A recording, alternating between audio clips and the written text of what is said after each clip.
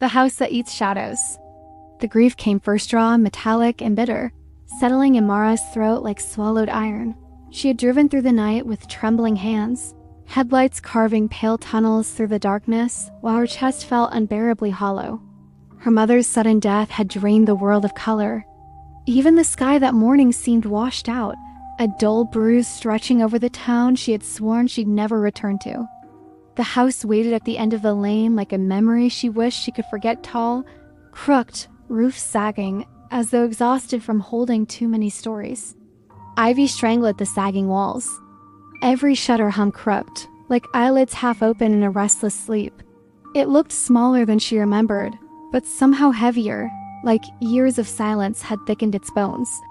When Mara stepped out of the car, the cold hit her first sharp, immediate, and wrong. It wasn't the crisp chill of morning air. It was the cold of something watching, something hungry. The shadows cast by the house stretched strangely long across the dead leaves, reaching for her like blackened fingers. She closed her eyes. Just a house, she told herself. Just a place. But her heartbeat disagreed, rattling like a trapped sparrow in her chest. Inside, the air smelled of dust, wilted flowers, and the faint, sour note of fear. The floorboards groaned under her weight, their voices thin and strained. Every corner seemed darker than it should be, shadows swirling like ink stirred by an unseen hand. Her mother's things were still untouched, shawl draped over the armchair, mug half cleaned in the sink, book left open on the table. An ache bloomed inside Mara's throat, sharp and overwhelming. This house held the ghosts of her mother's final days, every object a whisper of the life she no longer had. But there were other whispers, too. At first, Mara dismissed them as the shifting of old wood. But then she heard it again, a faint breath, like someone inhaling behind her. When she turned, the room was empty, except the shadow on the wall had moved. It stretched long and thin, far from her feet, bending at an unnatural angle. She froze. The shadow froze too. Her pulse hammered. Slowly, it began to inch toward her. Mara stumbled back, nearly falling over a stack of boxes. The shadow recoiled as though wounded by light spilling from the window. She bolted into the hall, slammed the door shut, and leaned against it, gasping. Boxes rattled from within. Heart trembling, she called her aunt, then her cousin, then a friend. No one answered. The house seemed to swallow the signal, the silence thickening with every unanswered ring.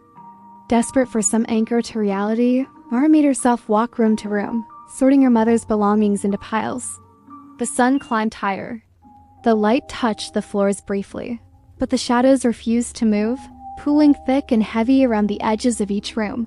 They pulsed, almost breathing. In the upstairs hallway, she found a door she did not remember.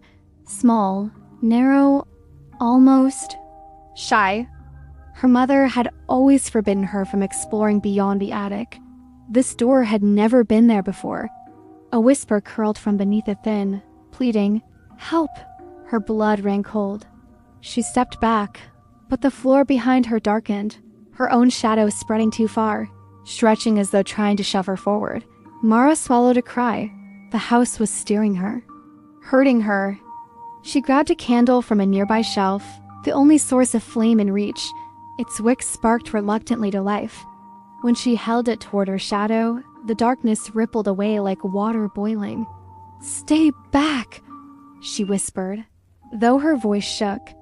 With the faint, flickering circle of light as her shield, she opened the narrow door.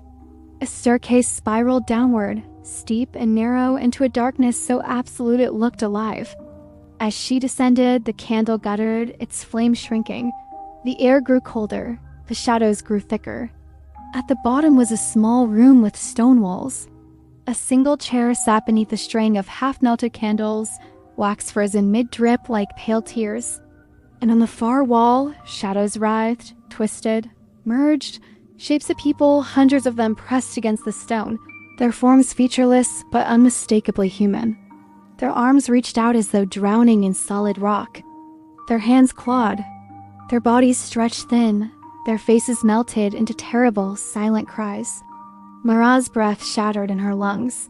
Her candle flickered violently. One shadow smaller than the rest peeled away from the wall and staggered toward her. Its movement was painful, shivering. The outline shuddered. "Mara," it whispered. Her mother's voice. The room tipped. Mara nearly dropped the candle as her knees buckled. "Mom?" The shadow held out a trembling hand. "The house, it feeds. It feeds on fear, on the darkness inside us. It took me. It will take you. Don't let it." A darker shape surged from the wall, massive and formless, swallowing her mother's shadow with a single lurch. The shadow screamed, an awful chorus of whispers and moans that scraped against Mara's skull. The candle shrank again. The darkness lunged. Mara didn't think. She ran. She tore up the stairs, the shadows slithering after her like living tar. The candle sputtered, its flame stretching thin as if being choked. At the top step, a dark hand grabbed her ankle-cold, jagged Henry. She kicked wildly, crying out as she scrambled forward. The candle flame flared at the same moment her foot connected with the floor, and the shadow hissed in agony and released her. Mara sprinted through the house, her lungs burning. The shadows chased her, climbing the walls, dripping from the ceiling, trailing her like black smoke. At the front door, her hand shook violently as she twisted the knob. It wouldn't open. The shadows gathered behind her, growing taller, thicker, merging into a monstrous shape that towered in the hallway. Its voice crawled across the room like a cold wind. "You carry so much sorrow," it said. "So much darkness." "More than enough to feed us." Mara pressed her back to the door. "You can't have me." A soft whisper brushed her ear. Her mother's voice again. "Light, darling." Always the light. Mara lifted the candle, its flame barely a quivering bead, and exhaled a trembling breath. Then, with every ounce of strength she had left, she blew. The flame erupted, exploding into a burst of golden light that shot across the hall like a sunrise. The shadows shrieked, recoiling, dissolving, curling into themselves like dying smoke. The monstrous figure split apart, its limbs scattering into 1,000 wisps that evaporated in the glow. The front door flew open behind her. Mara stumbled onto the porch, gasping, clutching the now dead candle. The morning sun bathed her in warmth, pressing against her skin like a protective hand. When she turned, the house stood silent. Every shadow inside it, gone. But as she walked away, walking until the house was nothing but a sliver in her rearview mirror, she noticed something in her pocket. Something smooth, the candle wick, still warm, still glowing faintly. And behind her in the distance, the house exhaled long and low-hungry still.